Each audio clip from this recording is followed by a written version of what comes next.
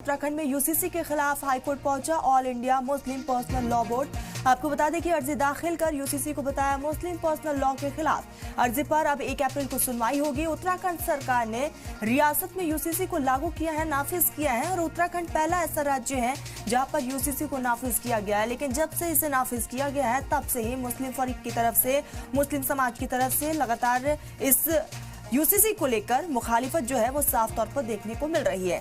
All India Muslim personal law ने अब UCC को लेकर कानून का दरवाजा खटखटाया है, कोर्ट का दरवाजा खटखटाया है और इसको हाई कोर्ट में चैलेंज किया गया है। और इस पूरे मामले को लेकर अब अगली सुनवाई में कोर्ट का क्या कुछ रुख रहता है उस पर नजरें बनी हुई हैं। तो अर्जी पर 1 अप्रैल को सुनवाई होगी। उत्तराखंड सरकार ने रियासत में यूसीसी को नाफिज किया है और यूसीसी के जरिए कई ऐसी चीजें हैं जिसका यहाँ पर जिक्र करते हुए यूसीसी में कई कानून में तब्दीली की गई है जिसकी मुखालिफत लगातार मुस्लिम पक्ष की तरफ से किया जा रहा है। और इसी कड़ी में अब उत्तराखंड में यूसीसी के खिलाफ हाई कोर्ट पहुंच चुका है all India Muslim personal law का बोर्ड। अर्जी दाखिल कर दी गई है, अब हाई कोर्ट में इस पूरे मामले को लेकर सुनवाई होगी।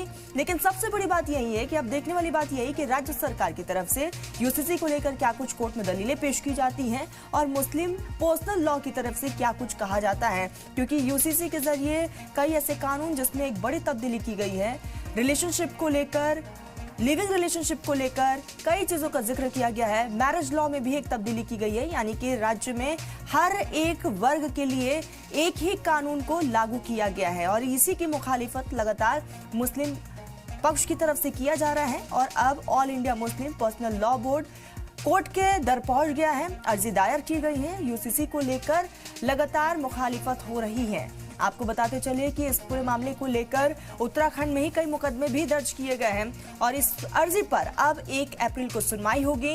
उत्तराखंड सरकार ने रियासत में यूसीसी को नाफिज किया है और जैसे ही जिस दिन से इसे नाफिज किया गया है उसी दिन से लगातार इसकी मुखालिफत भी हो रही है। तो इस वक्त ये बड़ी खबर है, आपको बताते चले कि यूसीसी के खिलाफ हाईकोर्ट पहुंच चुका है all India Muslim personal law board और इसको लेकर लगातार नाराजगी जो है मुस्लिम पक्ष की तरफ से देखने को मिल रही है। इसी बीच हमारे साथ रिपोर्टर सुरेंद्र जुड़ चुके हैं। सुरेंद्र, यूसीसी के खिलाफ लगातार मुस्लिम तबकों की तरफ से नाराजगी देखने को मिल रही है, हालांकि अब all India Muslim personal law board court के दर पहुंच गया है।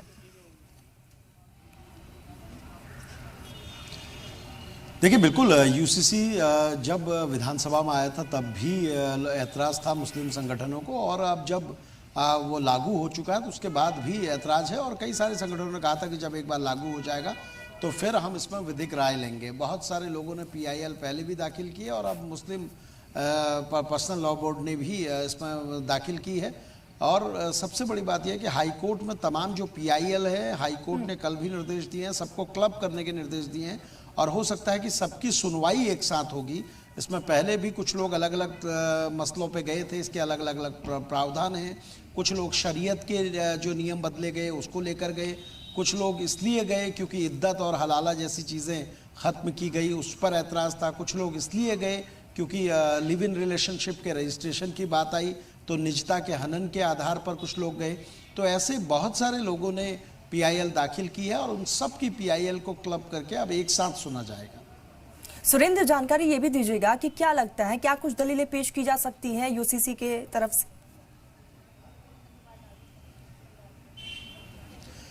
देखिए, जो तमाम लोग हैं उनकी अलग अलग दलीलें हैं। जैसे कुछ लोग, जो मैंने पहले भी बताया कि लिव इन रिलेशनशिप के लिए जो रजिस्ट्रेशन की प्रक्रिया है कि आपको रजिस्ट्रेशन कराना होगा, आपको बाकायदा आपके घर वालों को जानकारी दी जाएगी और रजिस्ट्रेशन करने के बाद ही आपको किराए पर या आप कहीं रह पाएंगे।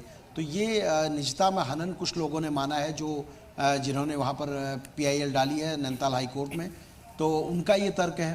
कुछ ऐसे लोग हैं जो जिनका ये कहना है कि शरीयत पर जो शरीयत के तहत जो नियम हैं वो इससे बदल जाएंगे पूरी तरीके से। पारसी लोगों की ओर से भी कुछ लोग गए, उनका ये कहना है कि वहाँ लड़की के लिए वसीयत के नियम अलग होते हैं यूसीसी के बाद, क्योंकि सबके नियम एक जैसे हो जाएंगे।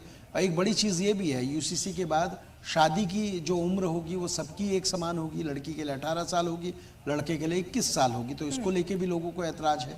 और दूसरी बड़ी बात यह है कि सभी को जो भी अपनी तलाक करेंगे वो कोर्ट के ज़रिए होंगे। आप अगर दूसरी शादी करेंगे तो आपको पहली बीवी के साथ आपका तलाक होना ज़रूरी है।